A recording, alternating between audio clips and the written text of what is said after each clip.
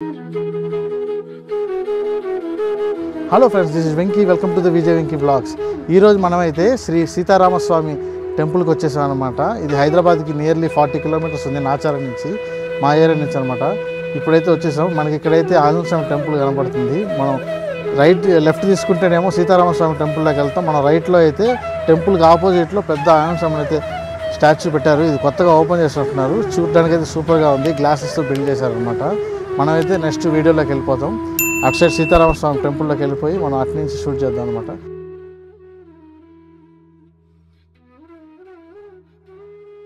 Hi friends, this is జ్యోతి. మా brother already చెప్పాడు కదండి ఇవాళ టెంపుల్ బ్లాగ్లో ఎక్కడికి వచ్చామనేది. ఇక్కడ చూస్తున్నారు కదా, శ్రీ సీతారామచంద్ర స్వామి దేవస్థానం అమ్మపల్లికి వచ్చేసాము. ఈ దేవాలయం అయితే హైదరాబాద్లోని శంషాబాద్ నుంచి 6 కిలోమీటర్స్ దూరంలో ఉంటుంది. ఈ దేవాలయాన్ని అమ్మపల్లి కోదండరామస్వామి టెంపుల్ అని కూడా పిలుస్తారంట.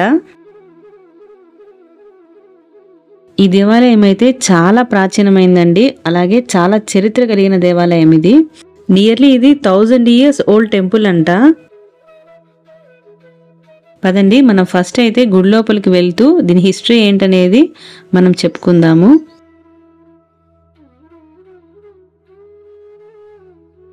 ఇక్కడ చూస్తున్నారు కదా, ఇదే టెంపుల్ యొక్క మెయిన్ ఎంట్రన్స్ అన్నమాట. గోపురం కనిపిస్తుంది కదా, కానీ ప్రెసెంట్ ఇటువైపు ఎంట్రీ అయితే లేదు మనకి.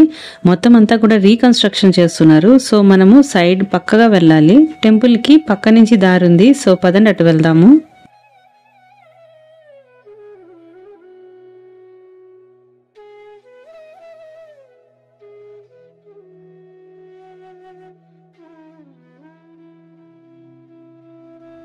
ఇక్కడ చూస్తున్నారు కదండి, ఇక్కడ శ్రీ సీతారామచంద్ర స్వామి కళ్యాణ మండపం ఉంది. ఇక్కడ కళ్యాణాలు అయ్యి జరుగుతూ ఉంటుంది. ఈ దేవాలయం వచ్చేసి 11th centuryలో నిర్మించారంటండి.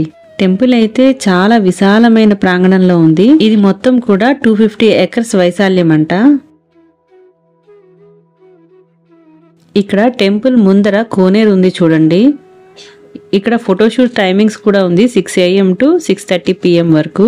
ఎందుకంటే ఇది ఫోటోషూట్స్ కి చాలా ఫేమస్ ప్లేస్ అండి. ఇక్కడ చాలా ఫోటోషూట్స్ ఎప్పుడు కూడా జరుగుతూనే ఉంటుందంట. ప్రీ వెడ్డింగ్ ఫోటోషూట్స్ అని, అలాగే సీరియల్స్ గానీ, మూవీస్ గానీ ఏదో ఒక షూట్ అయితే ఇక్కడ జరుగుతూనే ఉంటుందంట ఎప్పుడు.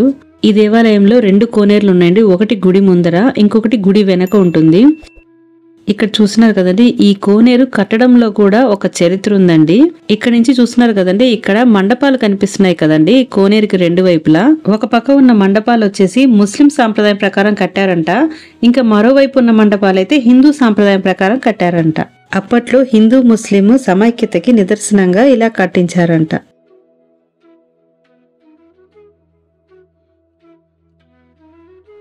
చూస్తున్నారు కదండి, వ్యూ అయితే ఎంత బ్యూటిఫుల్ గా ఉందో. కోనేరు అయితే ఇంత పెద్ద కోనేరు అయితే మన సిటీలో అయితే ఎక్కడ చూసుండం మనము. అంత పెద్దగా ఉంది ఇక్కడ కోనేరు.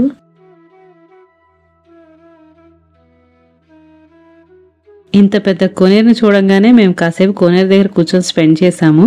చూడండి, వాటర్ అయితే బాగుంది ఫుల్ గా. ఫిషెస్ కూడా ఉన్నాయి వాటర్ లో. బ్యూటిఫుల్ వ్యూ కదండి.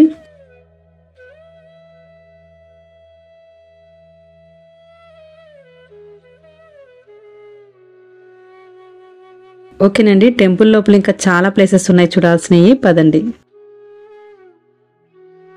ఇక్కడ చూస్తున్నారు కదండి, ఇది కళ్యాణ మండపము. మొత్తం రాతితో నిర్మించి ఉన్నారండి. చూడండి, అలాగే దీని ఎదురుకుండా బిల్డింగ్ కనిపిస్తుంది కదండి, దీన్ని నగారా అంటారంట.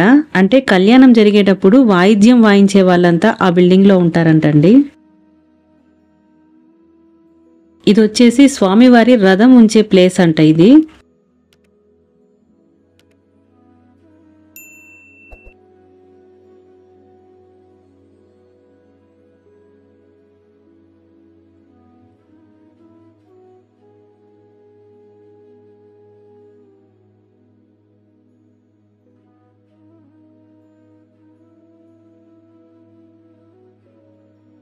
కళ్యాణ మండపం పైన నుంచి టెంపుల్ వ్యూ చూడండి ఒకసారి. ఎంత బ్యూటిఫుల్ గా ఉందో. చుట్టూరా గ్రీనరీగా చాలా బ్యూటిఫుల్ గా ఉంది లొకేషన్.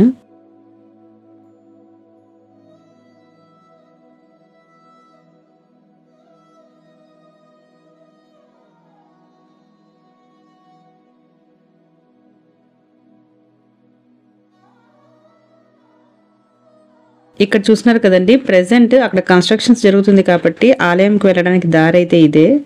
లోపలికి వచ్చేసాము. ఇది గర్భగుడి పైన గోపురము. ఈ గోపురం చూస్తున్నారు కదండి, ఇది 11వ శతాబ్దంలో వేంగి చాళుక్యులు నిర్మించిన గాలి గోపురం.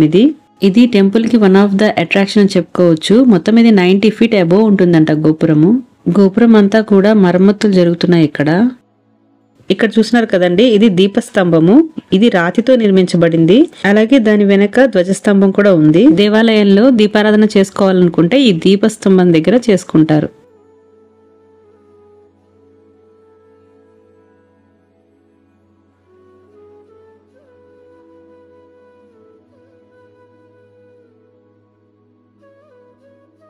ఈ ధ్వజస్తంభం గమనించండి, ఇద్దరు దేవతామూర్తులు కనిపిస్తున్నారు మనకి ఇక్కడ.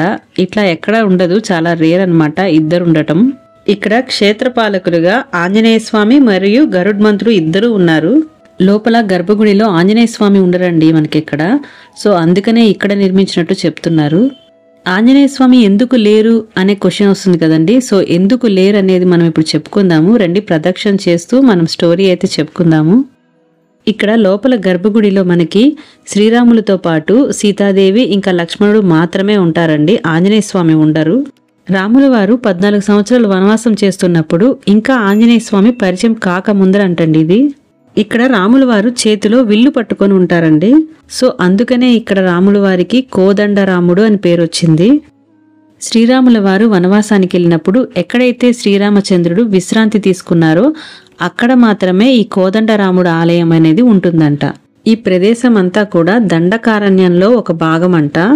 నార్మల్గా పట్టాభిరాముడిగా రాముడి ఆలయాలు అయితే ఎక్కడైనా ఉంటుందంటండి. అంటే నార్మల్గా ఆశీర్వదిస్తున్నట్టు ఉంటుందండి రాముడి విగ్రహం అయితే. కానీ కోదండరామస్వామి ఆలయంలో మాత్రమే రాముల వారి చేతిలో విల్లుతో ఉంటారండి. అది ఎక్కడంటే అక్కడ ప్రతిష్ఠించారంట. ఓన్లీ ఆయన అరణ్యవాసానికి వెళ్ళినప్పుడు ఎక్కడైతే రెస్ట్ తీసుకున్నారో ఆ ప్రదేశాల్లో మాత్రమే ఆ కోదండరామాలయాల్ని నిర్మిస్తారంట. సో అందులో ఒక ఆలయమే ఇదండి. ఈ ఆలయం గురించి మరొక విశేషం ఏంటంటే, మనకి 10 విష్ణుమూర్తి ఆలయాలు దర్శిస్తే ఎంత ఫలితం వస్తుందో ఈ ఒక్క ఆలయాన్ని దర్శిస్తే అంత ఫలితం వస్తుందంటండి. ఎందుకంటే గర్భగుడిలో ఉన్న స్వామివారి విగ్రహానికి ఉన్న మకర తోరణంపై 10 విష్ణుమూర్తి అవతారాలు కూడా చెక్కబడి ఉందంట. సో మనము ఒక్కసారి ఇక్కడ దర్శించుకుంటే 10 విష్ణుమూర్తి ఆలయాలు దర్శించుకున్నంత ఫలితం వస్తుంది. ఇంకొక విశేషం ఏంటంటే ఇక్కడ ఉన్న 3 విగ్రహాలు కూడా ఏకశిలతో చేసిందంట. ఒకే శిలతో చెక్కబడిన విగ్రహాలు. సహజంగా మనము ఏ దేవాలయాలన్నా గమనిస్తే విగ్రహాలు విడిగాను మకర తోరణాలు విడిగా ఉంటుంది. కానీ ఇక్కడ స్పెషాలిటీ ఏంటంటే ఇక్కడ గర్భగుడిలో ఉన్న 3 దేవతామూర్తుల విగ్రహాలు కూడా మకర తోరణంతో కలిపి విగ్రహం చెక్కబడి ఉంది. సో ఇక్కడికి వచ్చిన పురావస్తు శాఖ వాళ్ళు గమనించి చెప్పింది ఏంటంటే ఇలాంటి విగ్రహాలు చాలా రేర్ అంట.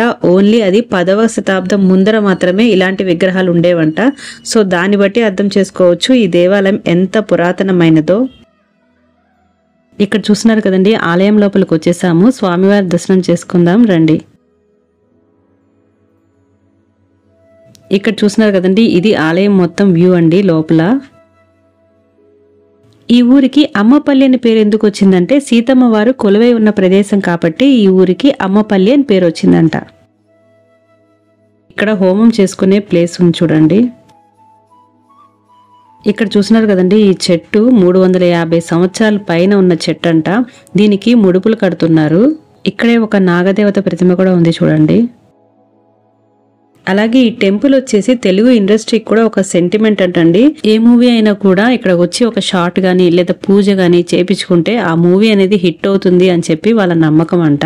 మీరు చాలా సినిమాలో గమనించి ఉండొచ్చు, మురారి, జల్సా, యజ్ఞం, రెబల్, అన్నమయ్య ఇలా ఎన్నో సినిమాలు ఇక్కడ తీశారంట. అయితే ఇక్కడ ఫస్ట్ షూట్ చేసిన మూవీ అయితే 1984లో ఎన్టీఆర్ గారు నటించిన శ్రీమద్ విరాట్ పోతులూరి వీరబ్రహ్మేంద్ర గారి చరిత్రని ఫస్ట్ ఇక్కడ షూట్ చేశారంట. ఇప్పటిదాకా ఇక్కడ 450 సినిమాలు పైనే షూట్ చేశారంట. అయితే ఓ మూవీ షూట్ చేస్తున్న సమయంలో నాటు బాంబు ఒకటి పేలి ప్రహరీ గోడ కూలిపోయిందంటండి. అప్పటి నుంచి ఆలయ నిర్వాహకులు, స్థానికులు ఇక్కడ షూట్ చేయడానికి అభ్యంతరం వ్యక్తం చేస్తున్నారంట. స్పెషల్గా ఈ దేవాలయంలో అయితే శ్రీరామనవమి చాలా ఘనంగా జరుగుతుందంట. ఈ సంవత్సరం అయితే 50,000 మంది భక్తులు ఈ శ్రీరామనవమిలో పాల్గొన్నారంట. ఈ శ్రీరామనవమి మొత్తం 5 రోజుల ఉత్సవం జరుగుతుందంటండి ఇక్కడ.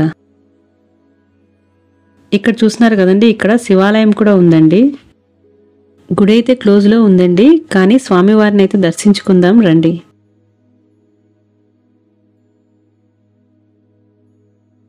ఈ దేవాలయంలో ప్రతి నెల పునర్వసు నక్షత్రం రోజున స్వామివారికి సీతారాముల కళ్యాణం జరుగుతుంది ఇక్కడ. అలాగే ఇక్కడ హనుమంతుడి ఆలయం కూడా ఉందండి పక్కన. రండి స్వామివారిని దర్శనం చేసుకుందాం. చూసారు కదండి, ఇంత పురాతనమైన ఆలయం మన హైదరాబాద్ లో ఉంది. యాక్చువల్లీ మాకు ఈ వ్లాగ్ స్టార్ట్ చేశాక గానీ తెలియలేదు మన హైదరాబాద్ లో ఇంత పురాతనమైన చారిత్రాత్మకమైన దేవాలయాలు ఉన్నాయని. సో మేము మాక్సిమం అవన్నీ కూడా మీకు కవర్ చేసేలాగా వ్లాగ్స్ చేస్తున్నాము. ఇప్పటికే మేము చాలా దేవాలయాలు అయితే కవర్ చేస్తూ వస్తున్నాము. మీరు ఇప్పటిదాకా చూడకపోతే ఒకసారి మా ఛానల్లోకి వెళ్ళి విజిట్ చేయండి. ఎందుకంటే మన దేవాలయాలు, ఆ కట్టడాలు, ఆ చరిత్రలు మనం అందరం తెలుసుకోవాల్సిన అవసరం అయితే చాలా ఉంది. సో ఫైనలీ నా రిక్వెస్ట్ ఏంటంటే ఇలాంటి వీడియోల్ని లైక్ చేసి షేర్ చేయడం వల్ల మరెంతో మంది మన హిస్టారికల్ టెంపుల్స్ గురించి తెలుసుకునే అవకాశం ఉంటుంది. సో లైక్ అండ్ షేర్ తప్పకుండా చేయండి. అలాగే మీ అభిప్రాయాలని కామెంట్ చేయండి. సో మనం మెయిన్ రోడ్ మీదకి వచ్చిన తర్వాత ఇది ఆంజనేయ స్వామి విగ్రహం. మా తమ్ముడు ఆల్రెడీ స్టార్టింగ్ లో మీకు చెప్పాడు. ఆ స్వామివారి కృపా కటాక్షాలు మనందరిపైన ఉండాలని కోరుకుంటూ జై శ్రీరామ్. మా వీడియోస్ కనుక మీకు నచ్చినట్టయితే లైక్ చేయండి, షేర్ చేయండి, సబ్స్క్రైబ్ చేయండి. మీరు చాలామంది సబ్స్క్రైబ్ చేయకుండా చూస్తున్నారు. మీరు లైక్ చేసి సబ్స్క్రైబ్ చేయడం వల్ల మన వీడియోస్ చాలామంది రికమెండ్ అవుతాయి అన్నమాట. రికమెండ్ అయితే మనకి చాలా వ్యూస్ వస్తాయి. అన్ని వ్యూస్ వస్తాయి కనుక నేను ఇంకా వీడియోస్ చేసి మీకు పెట్టడానికి నాకు మోటివేషనల్గా ఉంటుంది. సో మీరు లైక్ చేయండి, షేర్ చేయండి, సబ్స్క్రైబ్ చేయండి. ఉంటారా? బాయ్.